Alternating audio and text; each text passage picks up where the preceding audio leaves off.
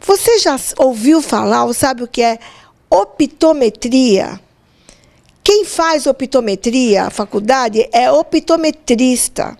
Mas para explicar melhor, eu estou aqui com o Fábio Luiz, que é um negócio comprido, viu? Ele é diretor institucional, do que mesmo? Do Conselho Brasileiro de Óptica e Optometria. Perfeito. Tudo bom, doutor? Tudo bem. Chegou de Brasília, acabou de chegar, chegou bem? Chegamos bem, fizemos boa viagem. Que bom. Você já conhecia aqui?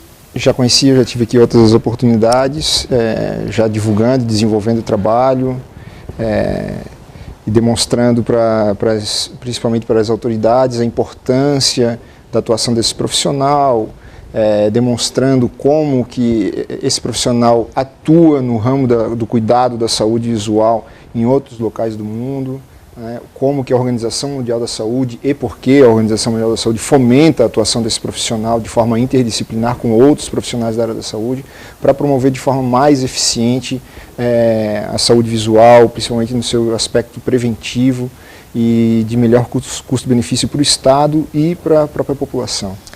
Bom, como você está falando em visual, o optometrista tem uma diferença com o oftalmologista. Perfeito. Qual é essa diferença? Basicamente, existe um jargão mundial que o optometrista se ocupa do ato visual. Ele não se ocupa das doenças, patologias oculares ou sistêmicas que são identificadas e que acometem o aparelho visual.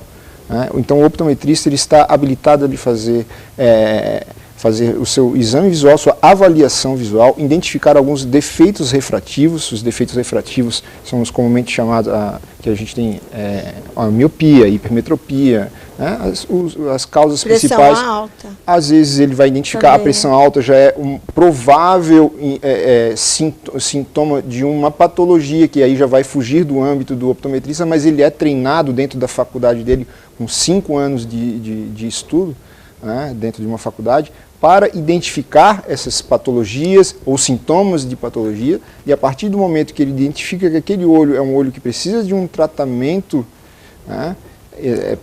de patologia, ele vai imediatamente encaminhar esse paciente para um médico, para um profissional não exatamente, às vezes, um oftalmo. Então, pelo que eu entendi, o optometrista, ele pode fazer até...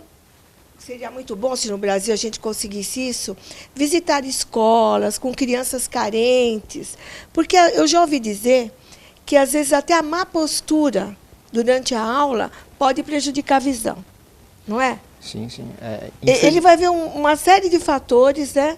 Uma série de indicadores que às vezes a criança pode estar sendo tratada de uma forma diferente, não se descobre que aquela criança está, na verdade, com uma dificuldade de enxergar. Sim. Às vezes ela é taxada com déficit de atenção, por exemplo, às vezes é uma criança que não consegue ter notas boas, às vezes até é uma criança repetente, é uma criança que vai engrossar as fileiras da evasão escolar, da desistência efetivamente, e é uma criança que depois você descobre ela precisava de um par de óculos. Simplesmente. Simplesmente um par de óculos. Não é? E aí aquela criança começa a ter um padrão de desenvolvimento, de aproveitamento escolar completamente diferente e até do ponto de vista comportamental. Que ela é uma criança que vai, às vezes a criança que está fazendo algazarra dentro da aula, ou uma criança muito acanhada, ou ela vai no pico de ser a que puxa a bagunça, ou ela é do pico que está muito quietinha, muito amuada, não consegue se desenvolver socialmente dentro daquele grupo. E às vezes ela não consegue, ela não está entendendo porque ela não tem um padrão de comparativo. Hoje enxergava Sim. bem, ela nunca enxergou bem. Então às ela vezes não sabe... ela nem fala direito, né? E não que a professora não preste atenção, é que o optometrista, ele estudou 5 anos para ver vários sintomas. Porque acontece assim, às vezes a professora te chama e fala, olha, o seu filho não enxerga bem, porque ele está sentado perto do quadro e não consegue copiar. Mas aí a criança já fala. Mas tem outros sintomas que nós ainda vamos voltar a falar sobre isso, que detectam como ele mesmo disse, não só problemas oftálmicos, como de pressão alta, às vezes até um problema de coluna, enfim, de postura, né? Exatamente. Doutor, essa profissão, posso chamar assim ou não? Sim, é uma profissão com certeza. Reconhecida? Uma profissão reconhecida, né, que existem os liames de atuação, que não geralmente são confundidos, mas não podem ser confundidos com a de oftalmologista. O oftalmologista tem uma outra formação, ele é um médico que fez uma residência em oftalmologia, né? Geralmente o oftalmologista fez uma residência em oftalmologia, existem alguns que atuam sem ter feito a residência, mas deveriam ter feito, né? O optometrista ele faz uma faculdade específica de 5 anos, os 5 anos estudando saúde visual, aparelho da visão, toda a parte patológica que acomete o olho, ou que através do olho pode ser identificado, como por exemplo uma diabetes. Você com um exame de fundo de olho, você pode identificar que uma pessoa provavelmente está acometida de uma diabetes, aí o optometrista faz esse exame que a gente chama de atuação primária, que é justamente essa triagem, e por isso que a OMS defende a atuação desse profissional, porque a OMS defende toda a atuação de profissionais da saúde primária, seja o optometrista, o enfermeiro, fisioterapeutas, e eles têm a condição de identificar mais rapidamente, mais brevemente, uma problemática de maior gravidade. E no caso específico da visão, o que acontece, o que os dados mundiais, nacionais e mundiais demonstram. Você tem uma fila para um atendimento de um oftalmologista, né, de 2 anos, em média, no Brasil. Alguns lugares mais graves, alguns lugares um pouquinho menos grave essa fila, né. Essa pessoa que está na fila, às vezes está precisando de um par de óculos, né. Só que às vezes essa pessoa está burocrático. Às vezes essa pessoa está precisando de um tratamento imediato de um oftalmologista. Exatamente. Para uma doença que é uma doença que evolui rápido, rápido, mas relativamente simples de se tratar quando rapidamente identificado, como é o caso do glaucoma, que cega, né? E o Brasil é um dos campeões mundiais nos principais casos de cegueira evitável. É um número vergonhoso que a gente carrega. Os 2 principais casos de cegueira evitável, que são responsáveis por mais de 90% do que a OMS chama de cegueira evitável, é glaucoma e catarata. Duas patologias de muito fácil identificação. Verdade. Né? Principalmente uma pessoa que passa 5 anos num banco de faculdade estudando. Né? Você pode até treinar, e existem treinamentos até para enfermeiros identificar esse tipo de patologia. Então, você identificando essa patologia, você consegue tratar e evitar que aquela pessoa venha um dia perder completamente a visão, porque essa pessoa fique encostada no INSS, onerando o Estado. Só traria benefícios. Só traria benefícios, né? E qual que é a chave disso tudo? Como que a pessoa pode ser atendida rapidamente por um optometrista? No Brasil é uma profissão relativamente nova. No mundo inteiro ela é secular. Né? Você vai em qualquer país da Europa, o optometrista está lá instalado, grandes faculdades, totalmente integrado com um volume considerável dentro do sistema de saúde dos países, dentro da atenção primária da família, parceiro do oftalmologista, porque ele cuida dessa triagem. Né, como a gente estava comentando, a lógica é o optometrista forma mais rápido, o optometrista forma mais barato, forma logicamente em maior volume e vai fazer a triagem. Vai levar para o oftalmologista. Já entrega com o problema. Entrega para o oftalmologista. Aquele cidadão, né, que vai ficar cego na fila aqui no Brasil por causa do glaucoma, ele vai chegar antes.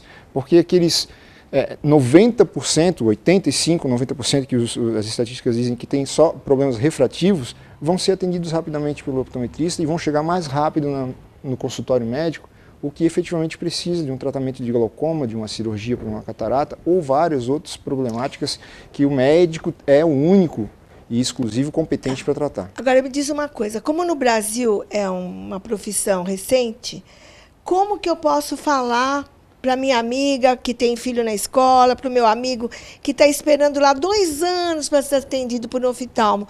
Qual é a mensagem que eu vou deixar para ele? A mensagem é: procure um optometrista, que geralmente você vai ter dificuldade de conseguir a consulta com um oftalmologista, com a facilidade que deveria conseguir. O optometrista é um profissional altamente preparado para fazer esse atendimento primário visual, porque ele foi formado pelo Estado, em instituições reconhecidas pelo Estado, pelo governo, justamente para habilitá-lo a fazer este atendimento. E esse profissional vai estar habilitado a indicar um par de óculos, ali, indicar exercícios. Existe uma nuance da profissão que se assemelha muito a uma fisioterapia dos olhos. Você pode fazer uma série de problemáticas que você tem, você pode vir a sanar com alguns exercícios que o optometrista pode lhe prescrever. Né? E ele também, se você tiver algum problema mais grave que fuja da seara dele, ele está habilitado a identificá-lo, mas não a tratá-lo. Ele não pode lhe receitar. Mas ele vai te encaminhar para o oftalmo. Vai encaminhar dizendo que, olha, você está com uma suspeita de tal problema, você deve ir procurar um médico com urgência. Então, o optometrista, ele não vai substituir o oftalmologista, mas ele vai poder mais rapidamente, pelo que ele disse, por ter uma qualidade de atendimento mais rápida, resolver, amenizar um problema e te encaminhar para o oftalmo. É uma formação mais rápida. São 5 anos mas é com um foco diferenciado. É o foco na visão. Né? Ele estuda mais horas aula de visão do que o próprio oftalmologista. Isso é muito interessante. Para quem ficou com dúvida, entre em que site, procura onde, como que nós vamos Procura indicar? No site do cbo.org.br, lá você vai identificar, tem endereços de profissionais, né?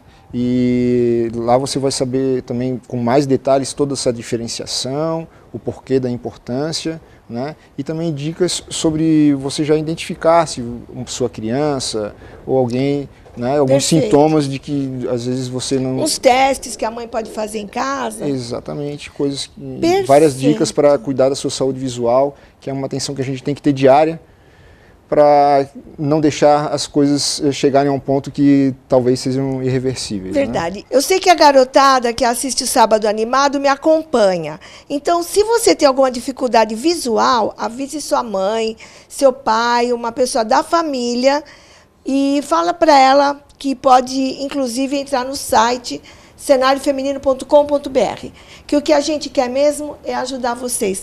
Muito obrigada, adorei te conhecer, tá? Prazer foi meu. Fique com a gente que vem mais coisa boa por aí.